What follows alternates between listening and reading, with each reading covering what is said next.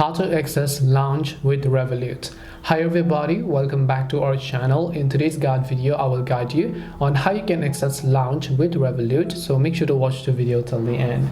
So first of all, open up the Revolut application here. Once you open the Revolut application, maybe you want to actually purchase a Lounge Pass, but you have to understand one thing.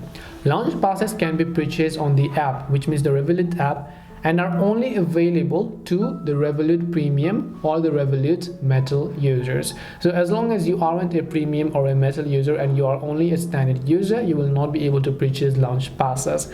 And a single Lounge Pass is valid for one visit for one person, and you can also buy multiple Lounge Passes for yourself and for your guests. So these are the very distinctive things that you need to understand. As long as you are a standard user and you're not a Premium or a Metal user, you will not be able to purchase the Lounge Passes. So hope this video helped you clear the confusion. If it did help you, then make sure to leave a like and subscribe to our channel. If you have got any more questions, queries or doubts, feel free to also leave them down in the comment section. Thank you very much for watching till the end of this tutorial, and see you soon in the next video.